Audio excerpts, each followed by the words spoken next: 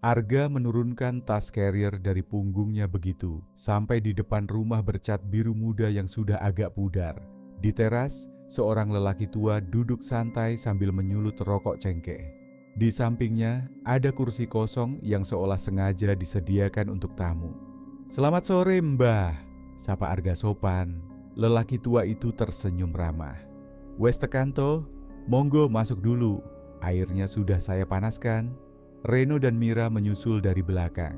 Keringat membasahi dahi mereka. Mereka baru saja menempuh perjalanan hampir 2 jam dari terminal ke Dusun Kinarrejo. Meski sudah banyak jalur pendakian modern, Arga memilih jalur lama ini karena sepi dan masih alami. Ia pernah baca tentangnya di forum pendaki. Rumah Mbah Sarno sederhana, berdinding kayu dan lantainya masih semen kasar. Tapi suasananya hangat dan tenang. Dari jendela, tampak kabut tipis menyelimuti kebun dan pepohonan. Udara dingin mulai terasa menusuk meski belum malam. Setelah mandi dan makan, mereka duduk di ruang depan. Mbah Sarno menyuguhkan teh panas dan pisang goreng. Ia bertanya asal mereka dan rencana naik gunung besok. Arga menjelaskan bahwa mereka hanya ingin naik sampai pos 2, lalu turun sore harinya. Mbah Sarno mengangguk pelan. "Jalur ini sudah jarang dipakai, tapi kalau mau lewat, tidak masalah. Hanya satu hal yang perlu kalian perhatikan." Mira menoleh. "Apa itu, Mbah?" "Jangan turun terlalu malam. Setelah gelap, hutan di atas suka aneh." Reno tertawa kecil. "Aneh gimana, Mbah? Banyak binatang?" Mbah Sarno tersenyum tipis. "Bukan binatang, tapi kadang ada yang suka ikut menumpang turun." Arga menanggapi dengan senyum sopan, tapi tak terlalu memikirkannya. Ia tahu, banyak warga di lereng Merapi yang masih memegang cerita-cerita lama. Ia lebih percaya pada logika dan pengalaman lapangan. Selama peralatan lengkap dan fisik kuat, tak ada yang perlu dikhawatirkan. Malam turun perlahan. Lampu minyak di sudut ruang memberi cahaya redup. Di luar, suara serangga malam mulai terdengar. Kabut makin tebal dan dingin makin menggigit. Mira duduk dekat jendela, memperhatikan halaman yang perlahan tertutup bayangan gelap. "Tempat ini tenang ya," gumamnya. Reno menggeliat malas ditikar. "Tenang, tapi serem juga sih kalau sendirian." Arga menyiapkan tas mereka, memastikan baterai senter, jaket, dan logistik cukup untuk naik pagi-pagi. Ia tak terlalu peduli dengan cerita Mbah Sarno tadi. Menurutnya, hantu hanyalah cerita untuk menakuti orang-orang yang belum terbiasa naik gunung. Namun di luar rumah, di balik kabut tipis yang bergelantungan di antara pohon-pohon jati, ada sesuatu yang memperhatikan mereka. Diam, tak bergerak, lalu menghilang saat angin malam menyapu halaman. Setelah makan malam, Arga, Reno, dan Mira berpindah dari rumah Mbah Sarno ke basecamp kecil di dekat jalur pendakian. Bangunan itu terbuat dari kayu dan bambu, berdiri tak jauh dari kebun warga, hanya berisi satu ruangan dengan lantai papan dan alas tikar. Lampu gantung tenaga surya di langit-langit memberi penerangan seadanya. Basecamp ini memang biasa dipakai para pendaki yang ingin memulai perjalanan lebih awal. Tak ada penjaga. Mbah Sarno hanya berpesan agar mereka tidak membuat suara gaduh dan selalu menutup pintu rapat-rapat saat malam tiba. Waktu sudah menunjukkan hampir jam 9. Angin dari lereng mulai turun dan membuat suhu semakin dingin. Reno sibuk membetulkan posisi matrasnya. Sementara Mira menggosok kedua telapak tangan agar hangat. Arga duduk sambil menyalakan senter kecil untuk mengecek kembali perlengkapan. "Besok kita mulai jam 5 ya," kata Arga. Reno mengangguk. "Gue sih oke, asal enggak kesiangan aja." Mira menyandarkan kepala ke dinding. "Di luar gelap banget ya. Bahkan lampu rumah warga udah enggak kelihatan." Seseorang dari mereka menutup pintu dan menyelipkan kayu sebagai pengganjal. Angin dari luar kadang terasa masuk lewat celah-celah dinding. Saling bertukar cerita soal pengalaman mendaki, mereka mulai tertidur satu persatu. Tak lama kemudian, Reno terbangun. Ia mendengar suara yang tidak dikenalnya. Seperti suara lonceng kecil, bukan dari dalam base camp. Ia diam, menajamkan telinga. Suara itu muncul sekali, lalu hening. Tak lama kemudian terdengar lagi, lebih dekat. Reno menoleh ke jendela yang tertutup kain tipis. Tak ada apa-apa. Ia bangun pelan dan berjalan ke arah pintu. Langkahnya terhenti saat pintu itu sedikit bergerak, seperti terdorong angin. Tapi tak ada hembusan kuat yang terasa. Ia menelan ludah dan mendekatkan telinga ke pintu. Hening. Lalu dari kejauhan terdengar suara gemeretak ranting seperti ada yang berjalan pelan di halaman. Reno mundur satu langkah. "Arga, lu denger gak?" bisiknya. Arga bergumam setengah sadar. "Apaan sih?" "Gue dengar suara aneh, kayak lonceng." Mira ikut bangun, mengusap wajah. "Ternak warga ya?" Reno menggeleng. "Tadi sore gak ada sapi, kambing pun enggak kelihatan." Mira berdiri dan membuka sedikit kain penutup jendela. Ia melihat keluar, kabut menggantung rendah. Beberapa pohon pisang terlihat samar. Tidak ada apa-apa.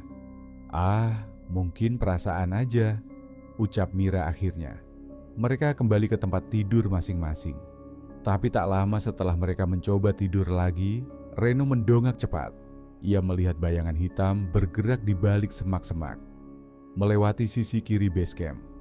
Pergerakannya cepat, tapi cukup jelas untuk membuatnya duduk tegak. "Gua beneran lihat sesuatu barusan." Arga menarik jaketnya. "Apalagi sih?" "Bayangan lari di belakang pohon. Gak kayak orang, lebih kayak loncat." Tak ada yang langsung menanggapi. Mereka diam beberapa saat, hanya mendengarkan suara malam. Lonceng itu tidak terdengar lagi. Angin berhenti sebentar, lalu mulai masuk kembali melalui celah bawah pintu. Arga akhirnya berdiri dan membuka sedikit pintu. Ia menyorotkan senter keluar. Tidak ada siapa-siapa. Tanah di depan masih basah dan gelap. Hanya daun-daun bergoyang ringan. Setelah beberapa menit, mereka memutuskan untuk menutup pintu rapat-rapat dan mengganjalnya lebih kuat. Malam dilanjutkan dengan tidur yang tak tenang. Setiap bunyi kecil membuat Reno membuka mata. Di luar base camp, kabut makin turun, menutupi halaman hingga nyaris tak terlihat. Semak-semak kembali bergoyang meski angin seperti sudah reda. Di baliknya, sesuatu menunduk perlahan, mengamati dari jauh, lalu menghilang begitu saja di antara pohon. Pagi menjelang pendakian, Arga, Reno, dan Mira kembali ke rumah Mbah Sarno untuk sarapan sebelum berangkat. Mbah Sarno sudah siap dengan nasi hangat, tempe goreng, dan teh manis. Mereka makan di beranda, ditemani udara sejuk dari arah gunung. "Semalam tidur di base camp nggak gangguan?" tanya Mbah Sarno sambil menuang teh. "Lumayan, Mbah. Anginnya lumayan kencang," jawab Arga. Reno melirik Mira sejenak. "Ada suara aneh juga, tapi mungkin cuma binatang." Mbah Sarno tersenyum tipis. Tangannya berhenti mengaduk teh. "Kadang memang ada yang masih berkeliaran, bukan binatang." Mira mendongak. "Maksudnya?" "Dulu sebelum jalur ini ditutup sementara, banyak yang lewat sini. Waktu Merapi meletus tahun 2010, banyak yang enggak sempat turun, termasuk pendaki." Reno menyandarkan tubuh ke tiang kayu. "Emang sebanyak itu, Mbah?" "Waktu itu letusannya besar, awan panasnya sampai sini. Dusun ini sempat dikosongkan. Beberapa relawan dan pendaki yang naik sebelum letusan tidak sempat ditemukan. Ada yang ketemu jasadnya, tapi ada juga yang enggak." Arga menaruh gelasnya. "Maksud Mbah, jasadnya hilang?" "Bukan hilang, tapi habis begitu saja. Dulu sempat dicari, tapi cuma tasnya yang ketemu. Badannya tidak ada." Mira memperhatikan wajah Mbah Sarno. Lelaki tua itu tampak tenang saat bercerita. Tidak ada nada menakut-nakuti, hanya seperti menyampaikan sesuatu yang sudah biasa. "Kata orang-orang sini," lanjut Mbah Sarno, "kalau ada yang turun lewat jalur itu setelah gelap, sering diganggu. Biasanya dimulai dari suara-suara atau ada yang merasa diikuti.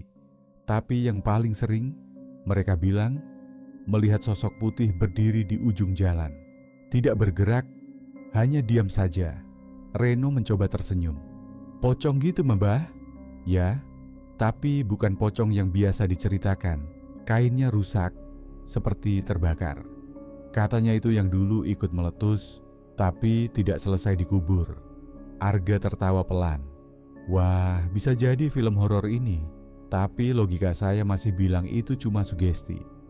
Mira tidak ikut tertawa. Ia hanya diam, memandang ke arah jalur yang mulai terlihat dari balik kabut. Ada rasa ragu yang muncul, meskipun belum ia utarakan.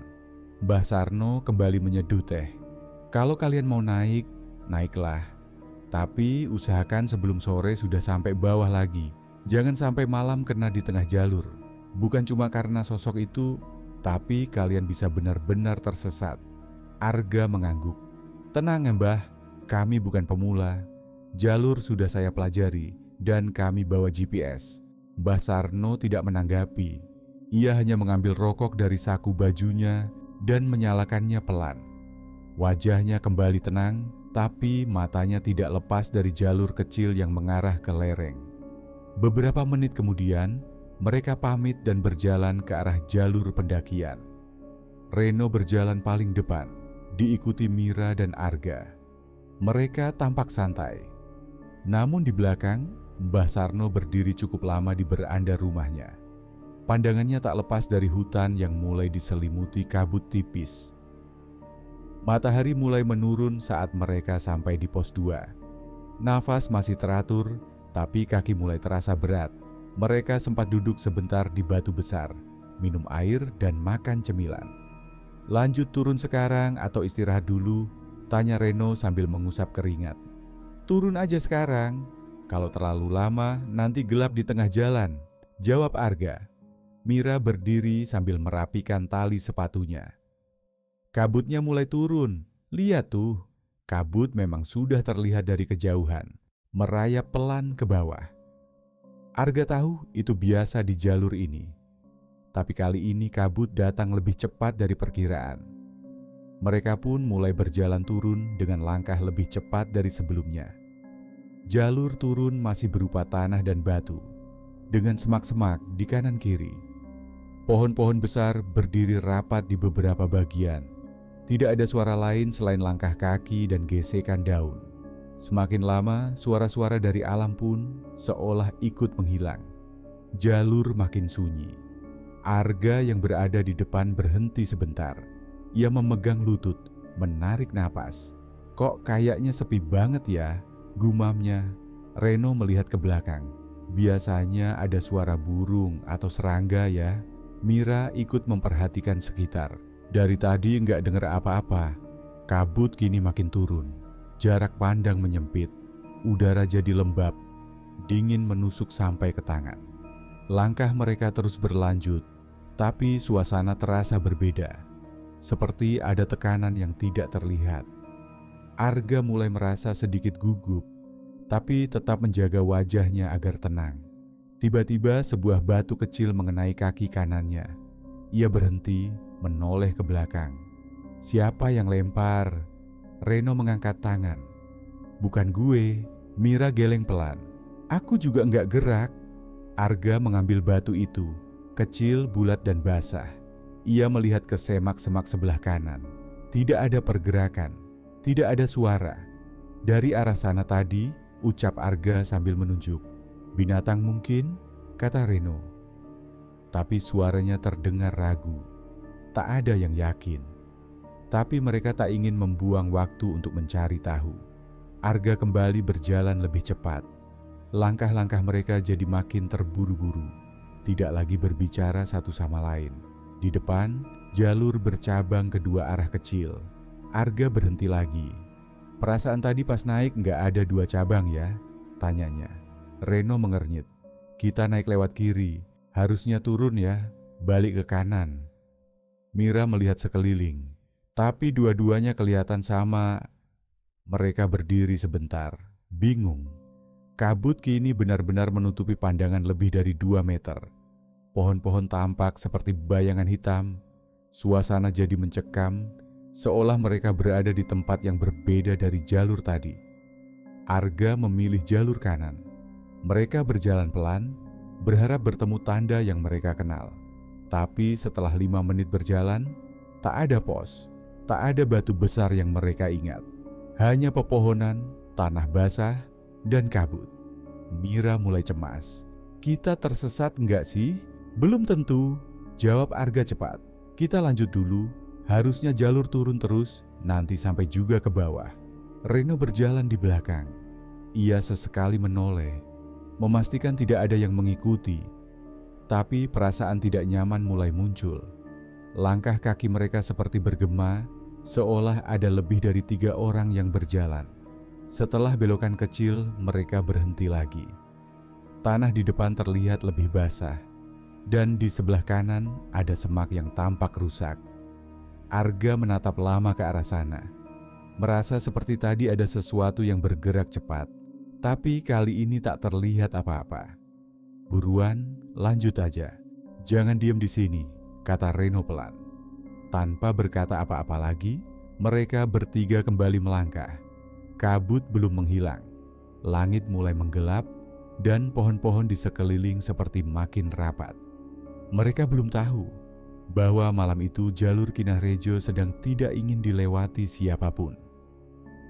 Langkah mereka makin cepat, kabut belum juga menipis, dan langit berubah makin gelap. Jalur tanah basah membuat sepatu mudah terpeleset, tapi tak ada yang ingin berhenti. Waktu sudah terlalu sore untuk masih berada di tengah jalur lama. Reno terus berjalan di belakang. Ia sesekali menoleh ke samping. Semak-semak yang berada di pinggir jalur terlihat sedikit bergoyang. Tak ada angin besar, hanya udara dingin yang terasa menggigit. Ia memperlambat langkah, mencoba memastikan apakah ada sesuatu di balik semak itu. Tapi tak terlihat apa-apa, hanya daun-daun yang bergerak pelan. Saat ia menoleh ke depan lagi, Arga dan Mira sudah berjarak beberapa meter. Tunggu bentar, Reno menyusul. Napasnya sedikit memburu. Ada apa? Tanya Arga cepat. Kayak ada yang liatin. Dari balik semak tadi, Mira ikut menengok ke belakang. Binatang? Nggak tahu, tapi semaknya gerak. Mereka bertiga berdiri diam sejenak, mencoba mendengarkan. Jalur di belakang sepi. Kabut tebal menyelimuti hingga batas pandang cuman beberapa meter. Tidak ada suara, tapi rasa tak nyaman mulai terasa jelas. Buruan turun, jangan berhenti lama-lama, ucap Arga sambil melanjutkan langkah. Beberapa menit kemudian, Mira mencium sesuatu. Ia berhenti, menarik napas lebih dalam. Kalian cium enggak? Apaan? Reno mendekat. Kayak bau, kain lembab, tapi hangus. Arga mengangkat kepala, ikut mencium udara. Memang ada aroma aneh, seperti bau pakaian basah yang dipanaskan terlalu dekat dengan api. Tidak kuat, tapi cukup untuk membuat tengkuk terasa dingin.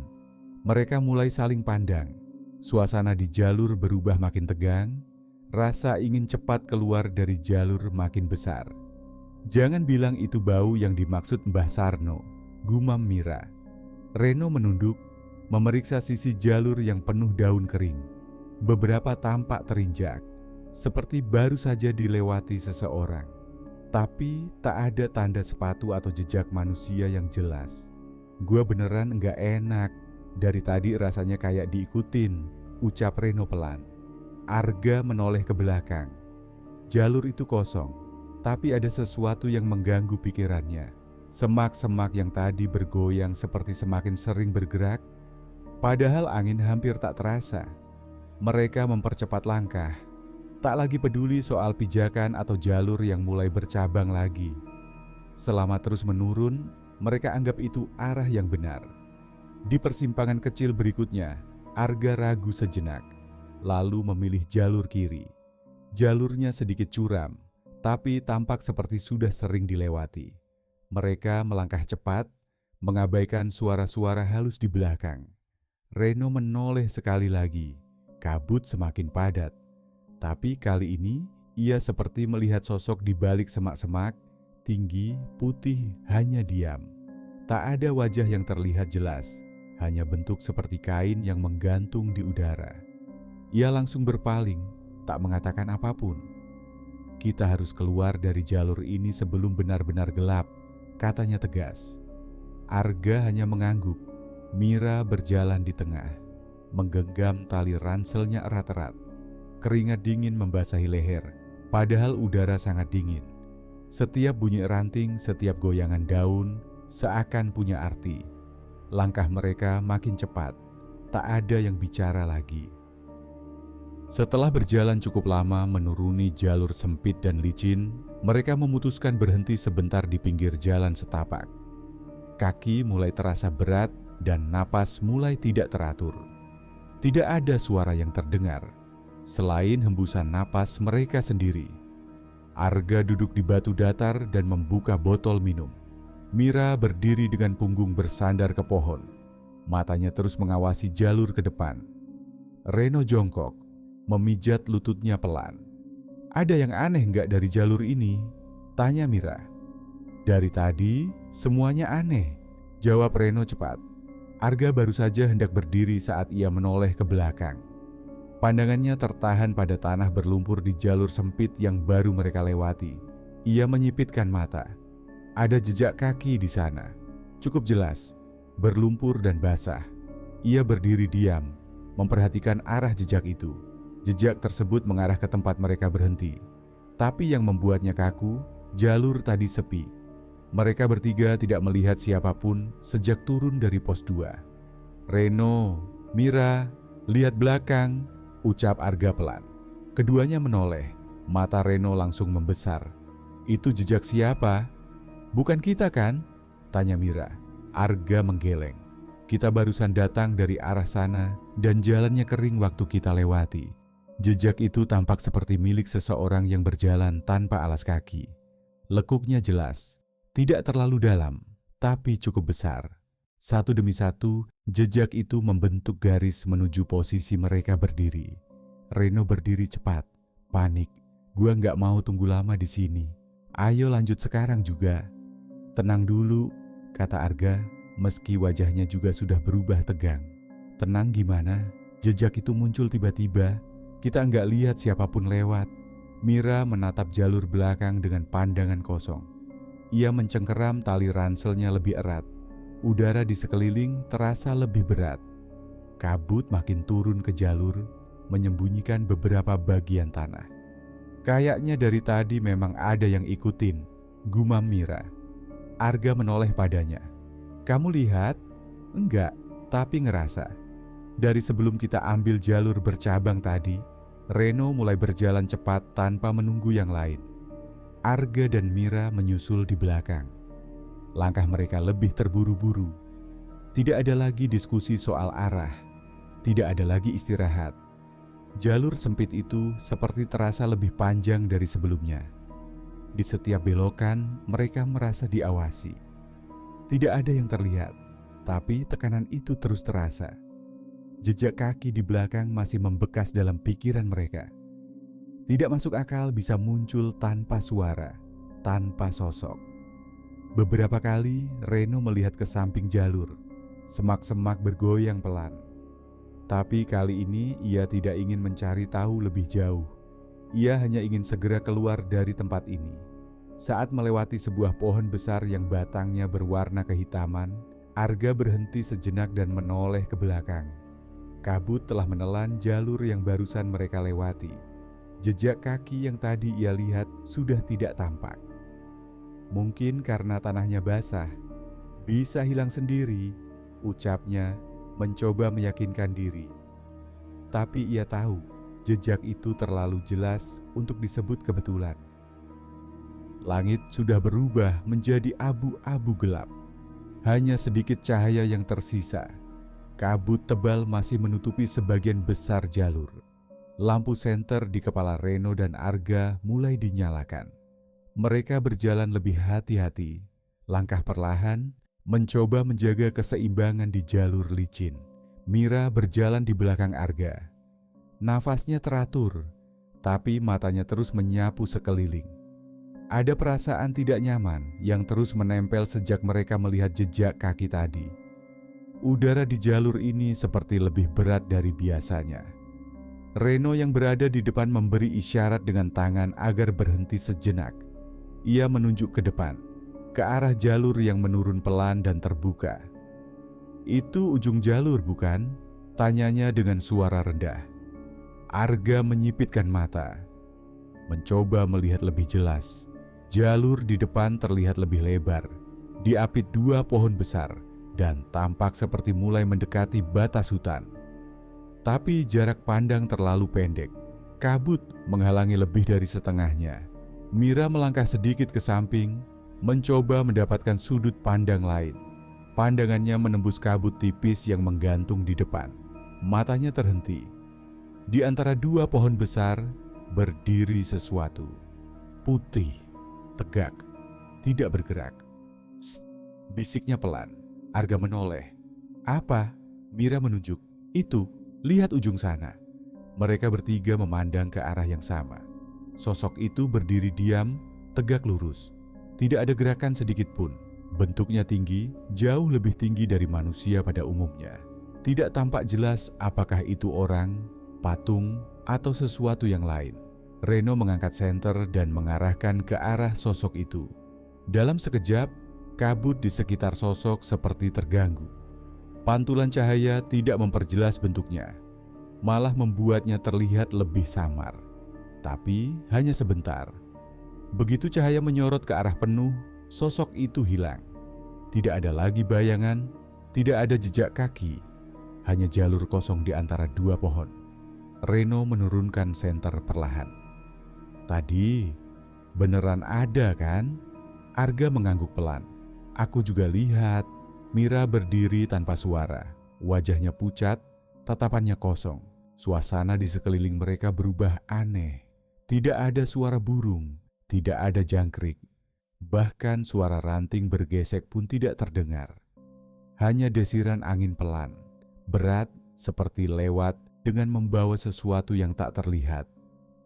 Mereka berdiri beberapa detik, menunggu kemungkinan sosok itu muncul kembali. Tapi tidak ada apa-apa, hanya kabut dan pohon.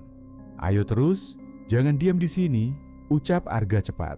Langkah mereka kembali bergerak, lebih cepat dari sebelumnya. Tidak ada lagi percakapan, tidak ada yang berani menoleh ke belakang. Mereka tahu ada sesuatu yang berdiri di ujung jalur tadi. Sesuatu yang tidak seharusnya ada di sana. Lampu senter mereka bergoyang saat langkah makin terburu-buru. Jalur mulai menurun lebih tajam. Tapi sekarang bukan lagi soal medan, bukan soal lelah. Semuanya hanya ingin cepat keluar dari jalur Kinah Rejo malam itu. Langkah mereka semakin cepat. Tidak ada lagi jeda untuk beristirahat. Ketiganya berharap ujung jalur segera terlihat, atau setidaknya tanda-tanda bahwa mereka mendekati perkampungan. Tapi setiap belokan justru membuat semuanya tampak asing. Reno berjalan di depan. Ia sesekali berhenti, lalu menggeleng. Perasaan jalur ini barusan sudah kita lewati. Arga memperhatikan sekeliling. Tadi siang kita lewat batu besar dan pohon tinggi di kiri. Sekarang malah dua-duanya di kanan. Mira tidak berkata apa-apa. Matanya menatap lurus ke depan, wajahnya mulai tegang. Ia mulai merasakan sesuatu yang berbeda, bukan hanya suasana, tapi juga di dalam tubuhnya. Seperti ada yang membisikkan sesuatu, tapi terlalu pelan untuk dipahami. Kabut makin pekat. Lampu senter hanya mampu menembus 2 atau 3 meter ke depan. Pohon-pohon yang berdiri di kiri kanan jalur tampak lebih rapat. Sebagian terlihat seperti membungkuk, seolah merunduk ke arah mereka. Arga berhenti mendadak. Ia mengangkat tangan. Reno dan Mira ikut berhenti. "Aku yakin kita muter di tempat yang sama," ucapnya. "Coba lihat batu itu, udah 3 kali kita lewati." Reno menendang kecil batu yang dimaksud. "Nggak masuk akal. Jalurnya harusnya cuma satu arah ke bawah." Mira melangkah pelan ke arah sebuah pohon besar. Ia menunduk, menyentuh akar yang muncul di permukaan tanah. Tangannya lalu menyentuh batang pohon, kasar dan lembab. Tiba-tiba ia menarik tangannya cepat dan mundur. Ada yang bisik di telinga aku, ucapnya. Arga menoleh. Apa? Kayak suara orang, tapi dekat banget. Padahal enggak ada siapa-siapa di sampingku. Tak ada yang menanggapi langsung. Mereka semua sudah berada di titik di mana logika mulai kalah dengan rasa takut. Udara terasa makin dingin. Nafas pun terasa berat. Reno mencoba berjalan lebih cepat. Kita terus aja, gak usah mikir jalurnya bener atau enggak. Yang penting turun. Tapi setelah berjalan beberapa menit, mereka kembali berada di tempat yang sama. Batu besar, pohon membungkuk, dan akar panjang yang melintang di tanah. Arga mulai kehilangan arah. Ini enggak masuk akal, jalur kayak melingkar. Mira menutup wajahnya dengan tangan. Kayak diputerin sesuatu. Mereka saling menatap. Tidak ada jawaban, tidak ada peta, tidak ada sinyal. Bahkan senter mereka pun mulai terasa tidak cukup kuat untuk menembus kabut yang terus bertambah tebal. Dari arah belakang, terdengar seperti ranting patah. Tapi mereka tidak lagi ingin mengecek sumbernya. Ketiganya hanya mempercepat langkah, berharap kali ini benar-benar menuju keluar. Namun perasaan itu tetap ada, bahwa mereka berjalan di tempat yang sama, bahwa waktu seolah berhenti dan arah mata angin tak lagi berlaku. Kabut mengurung mereka seperti dinding yang terus bergerak. Langkah demi langkah jadi semakin berat, bukan karena kelelahan semata, tapi karena rasa takut yang menekan. Di tengah kabut, hanya satu yang bisa mereka lakukan, terus berjalan dan berharap mereka belum benar-benar tersesat di tempat yang tidak seharusnya mereka datangi. Kabut semakin tebal, menutupi hampir seluruh jalur. Langkah mereka terasa semakin berat, seperti berjalan di dalam mimpi. Suasana semakin hening, hanya terdengar desiran angin yang datang entah dari mana. Mereka sudah tidak tahu berapa lama mereka berjalan, atau sejauh mana mereka sudah menempuh jalur ini. Rasanya seperti sudah berjam-jam, tapi langit masih gelap dengan kabut yang mengelilingi mereka. Tiba-tiba dari jauh terdengar suara lonceng. Suara itu berat, seolah berasal dari tempat yang sangat dekat. Meskipun tidak terlihat ada sumber suara di sekitar mereka. Mira menghentikan langkahnya sejenak, menoleh ke Arga dan Reno. Dengar itu, tanyanya. Suara sedikit gemetar. Arga mengangguk. Iya, tapi dari mana? Reno mendengarkan lebih seksama. Kayak lonceng sapi tapi aneh, gak seharusnya ada di hutan. Mereka berhenti dan berdiri dalam diam, mencoba mengidentifikasi sumber suara. Namun kabut dan gelapnya malam membuat semuanya tampak kabur. Suara lonceng itu semakin jelas, tapi tidak ada tanda bahwa suara itu berasal dari peternakan atau tempat yang biasa. Lalu suara itu disusul dengan langkah-langkah berat. Langkah itu terasa berat dan berat, seperti sesuatu yang besar, tapi langkahnya pelan, seolah sengaja ditahan agar tidak terdengar terlalu jelas. Langkah-langkah itu datang semakin dekat. Mira menoleh ke Reno dan Arga. Wajahnya mulai cemas. Jangan bilang itu, Mira mulai, tapi suaranya terhenti di tenggorokan. Reno yang berada di depan tiba-tiba berhenti dan menatap lurus ke depan, matanya fokus pada sesuatu di antara pepohonan yang masih samar. Di kejauhan, sosok itu terlihat, pocong, tinggi dan tegak. Kainnya berwarna putih, namun bagian bawahnya tampak terbakar. Kain itu meleleh, tergerus angin, tapi tetap menggantung di tubuh sosok itu. Pohon-pohon di sekitarnya seakan mundur, memberi ruang bagi sosok itu untuk bergerak. Pocong itu melompat-lompat pelan, bergerak cepat di antara pepohonan, meskipun tampaknya tidak berniat mendekat.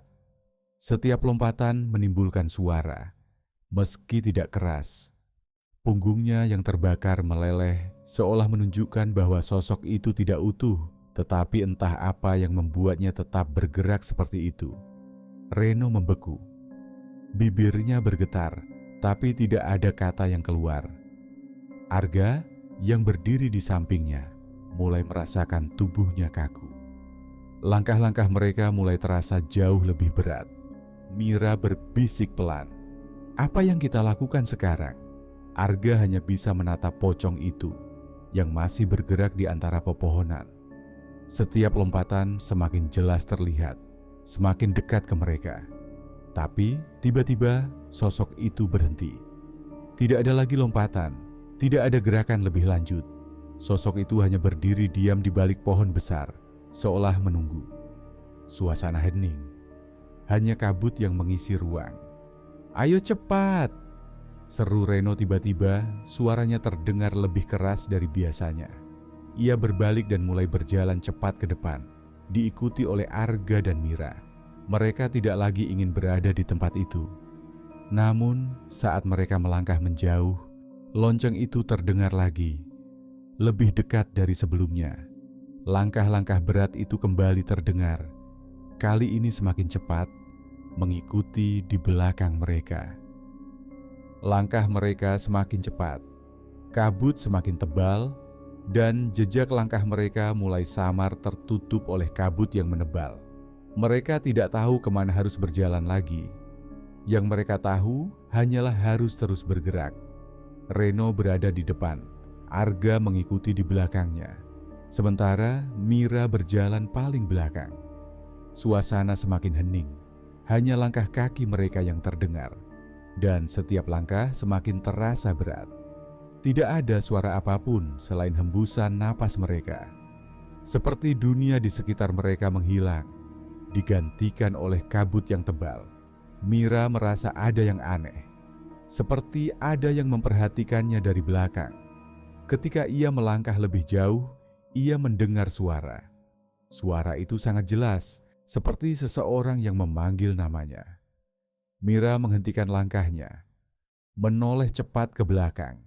Tetapi Arga masih berada di sampingnya, dan Reno ada di depan. Mira mendengarkan lebih seksama. Suara itu terdengar lagi, jelas dan tegas, seperti Arga yang memanggilnya. "Mira, Mira." Tapi saat ia menoleh ke arah suara itu, tak ada siapa-siapa, hanya kabut dan pepohonan yang semakin rapat.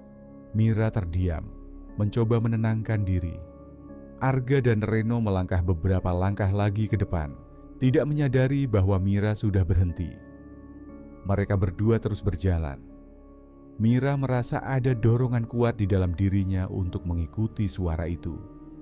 Ia tahu itu pasti Arga yang memanggilnya, meskipun suaranya terdengar sedikit berbeda. Suara itu datang dari arah jurang yang berada sedikit di sisi jalur mereka. Tanpa berpikir panjang, Mira mulai bergerak pelan ke arah suara itu. Langkahnya terasa berat, seolah kaki itu tidak bisa digerakkan dengan mudah. Namun, saat ia menoleh ke depan untuk memastikan bahwa Arga dan Reno tidak menyadari pergerakannya, ia terhenti. Di antara pepohonan yang semakin rapat, ada sosok yang menggantung di salah satu cabang pohon besar. Wajahnya rusak, tampak hancur dan berlumpur. Matanya kosong, menatap langsung ke arahnya. Tubuhnya putih, dengan kain yang robek dan kusut. Mira tidak bisa bergerak. Tubuhnya kaku, seolah terikat dengan sesuatu yang tak terlihat. Sosok itu bergoyang perlahan. Meskipun tidak ada angin, ia tahu sosok itu bukan Arga, bukan juga orang yang ia kenal. Itu bukan manusia. Sosok itu seolah tersenyum. Meskipun wajahnya hancur dan matanya kosong, ada sesuatu yang sangat menakutkan dari cara sosok itu menggantung di sana.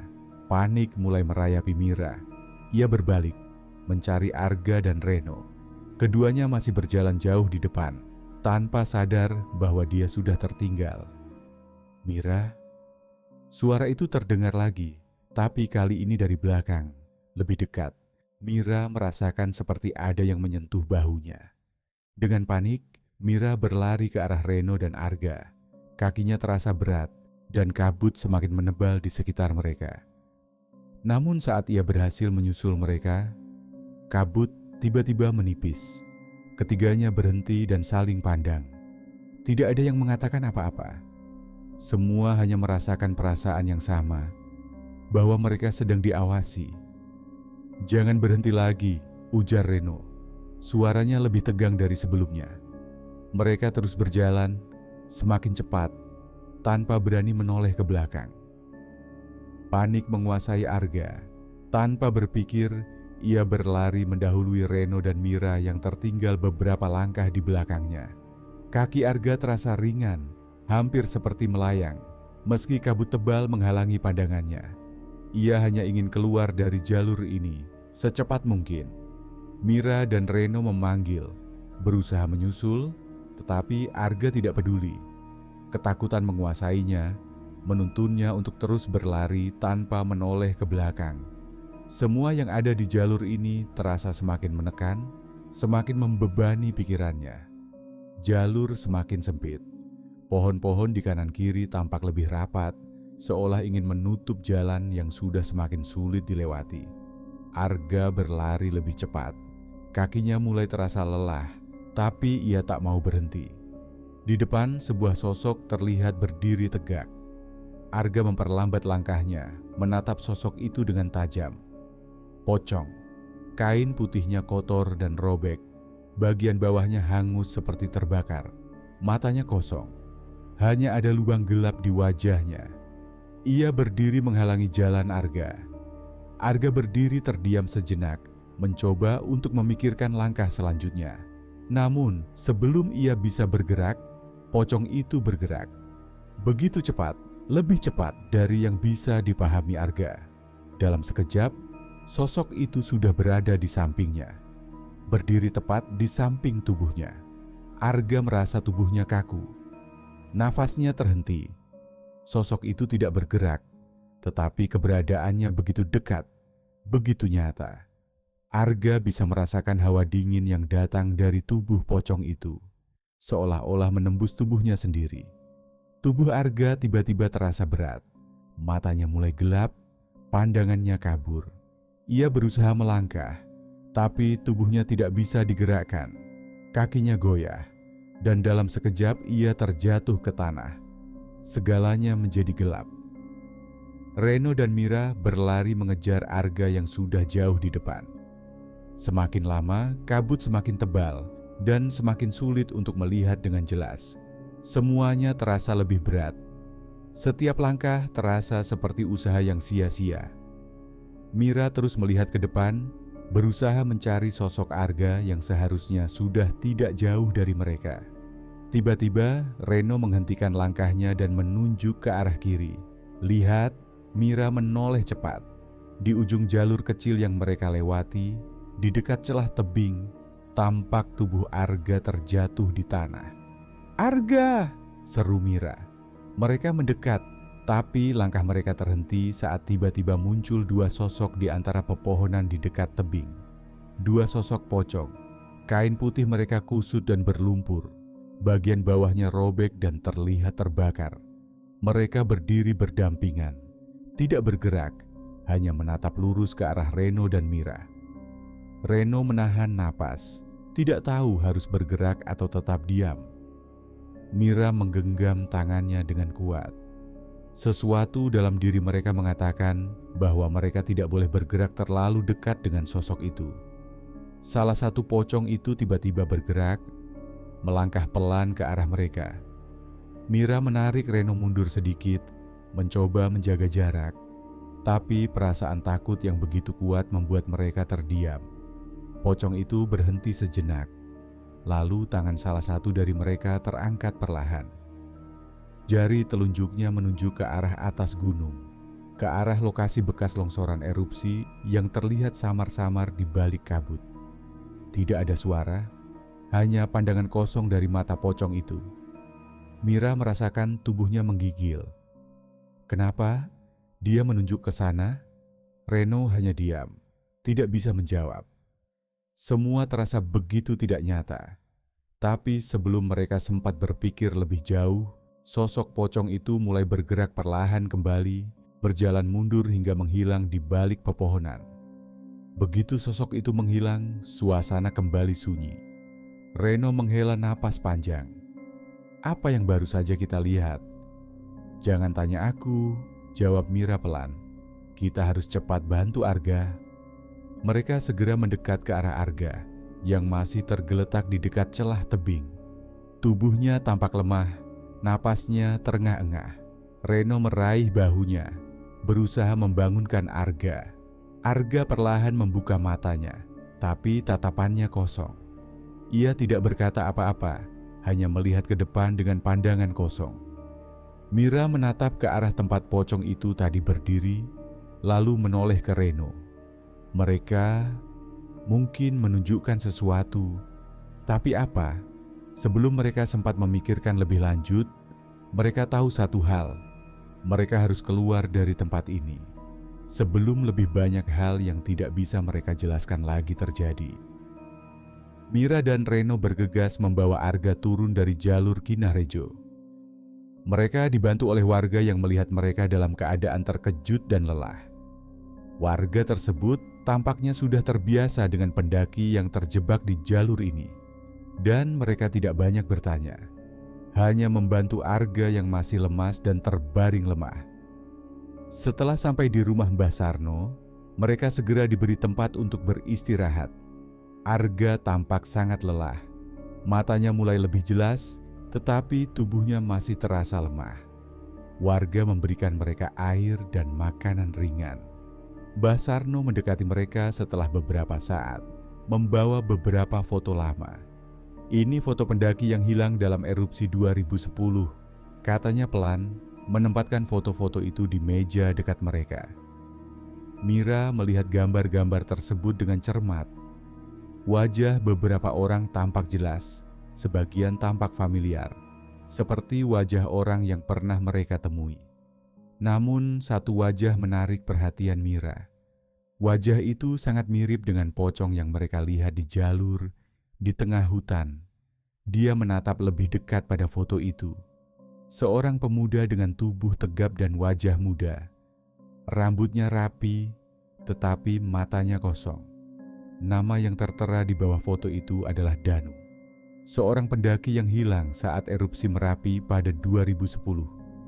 Mira terdiam. "Ini dia," katanya pelan, menunjukkan foto itu kepada Reno dan Arga. Reno menunduk, mencoba mencerna apa yang baru saja dilihatnya. "Jadi itu Danu? Arwahnya? Mungkin yang kita lihat di jalur?" Mbah Sarno mengangguk pelan. Danu adalah salah satu pendaki yang hilang di Merapi. Tubuhnya tidak pernah ditemukan utuh. Banyak yang percaya arwahnya masih ada, berkeliling di sekitar jalur Kinarejyo, menunggu untuk ditemukan. Mira masih tidak bisa percaya. Tapi, kenapa dia muncul saat kita turun tadi? Kenapa dia terlihat seperti itu? Erupsi Merapi 2010 meninggalkan banyak cerita, kata Mbah Sarno. Banyak yang hilang, dan banyak juga yang terperangkap dalam kabut. Ada yang tidak bisa meninggalkan tempat itu, terjebak antara dunia ini dan dunia lain. Danu salah satunya. Arga yang duduk diam sejak tadi akhirnya berbicara. "Jadi, semua yang kita alami itu memang ada hubungannya dengan Danu?" Mbah Sarno mengangguk. "Bisa jadi, arwah yang terperangkap di sana, mereka tidak bisa tenang. Mereka masih mencari sesuatu. Mungkin dia menunggu untuk diberi perhatian, atau menuntut supaya kisahnya diceritakan." Mira melihat foto Danu lagi, dan rasa cemas kembali menyelimuti dirinya. Lalu apa yang harus kita lakukan? "Tidak ada yang bisa dilakukan selain menghormati mereka," jawab Mbah Sarno. "Bawa kisah mereka dan biarkan mereka beristirahat dengan tenang." Reno mengangguk pelan. "Mungkin kita memang tidak boleh lewat jalur itu malam-malam. Seperti yang Mbah Sarno bilang, ada hal-hal yang belum selesai di sana." Mira dan Reno memandang Arga yang masih tampak bingung. Mereka tahu, meskipun mereka selamat, mereka tidak bisa melupakan apa yang telah mereka lihat dan tidak akan pernah sama lagi ketika mendengar cerita tentang Merapi. Beberapa minggu setelah kejadian itu, Mira merasa ada yang belum tuntas dalam dirinya. Ia sering teringat kembali pada jalur Kinahrejo, pada Arga, Reno, dan apa yang mereka alami di sana. Ada rasa yang menggantung, seolah ada bagian dari cerita yang belum selesai. Pada suatu sore, Mira memutuskan untuk kembali. Sendirian, ia tidak memberitahukan siapapun, hanya membawa sebuah bunga untuk diletakkan di jalur itu, di tempat yang ia rasa tepat untuk memberikan penghormatan. Jalur Kinahrejo sudah tampak berbeda dari yang ia ingat. Meskipun kabut masih sering turun, kali ini suasana tampak lebih tenang. Hanya ada suara angin yang menyusuri pepohonan. Tak ada lagi perasaan takut yang menyelimuti. Meskipun setiap langkahnya terasa berat, ia tahu ia harus menyelesaikan ini sendiri. Mira berhenti sejenak di tepi jalur, menatap ke arah pegunungan Merapi yang menjulang. Cahaya matahari mulai redup, menjelang senja. Ia menarik napas dalam-dalam, menyiapkan diri untuk mengingat kembali semua yang terjadi. Ia menundukkan kepala, berdoa dalam hati untuk Danu dan semua arwah yang terperangkap di sana, agar mereka bisa menemukan kedamaian. Ia meletakkan bunga di tanah, di dekat sebuah batu besar yang masih ia ingat dengan jelas. Saat bunga itu terbaring, Mira merasa sedikit lebih lega. Ada rasa yang mengalir, seperti beban yang sedikit terangkat. Namun, saat ia berdiri dan menoleh, sesuatu menarik perhatian Mira. Di ujung jalur, sangat jauh di sana, di balik kabut yang perlahan menyelimuti, ia melihat sosok putih berdiri tegak. Sosok itu tidak bergerak, hanya berdiri di tempat yang sepi, hampir tenggelam dalam kabut. Mira menatap dengan tajam, mencoba memastikan apakah itu hanya bayangan atau sesuatu yang lebih nyata. Hatinya berdebar, tetapi ia tetap berdiri, tidak bergerak. Sosok itu tetap ada, tak jauh dari tempat ia berdiri. Ia menunduk sebentar, menenangkan diri. Lalu dengan langkah pelan, Mira menoleh kembali ke arah sosok itu. Namun ketika ia mengangkat kepala, sosok itu sudah menghilang. Tidak ada lagi yang tampak di ujung jalur. Hanya kabut yang menggulung dan pepohonan yang tampak sunyi. Mira merasa tenang. Ia tahu apapun yang terjadi, ia sudah melakukan yang terbaik. Ia sudah memberikan penghormatan, dan sekarang waktunya untuk pergi. Dengan langkah perlahan, Mira berjalan mundur, keluar dari jalur itu, meninggalkan bunga yang masih terbaring di tanah. Sejenak ia menoleh ke belakang, tapi hanya kabut yang menyambut pandangannya. Tidak ada sosok putih lagi, hanya sunyi yang mendalam. Ia tahu arwah-arwah itu akan tetap ada di sana menunggu kedamaian. Tapi setidaknya untuk sekarang jalur Kinahrejo terasa lebih tenang. Terima kasih telah menonton video ini. Jangan lupa untuk like, komen, dan subscribe, serta nyalakan notifikasi agar tidak ketinggalan video-video selanjutnya.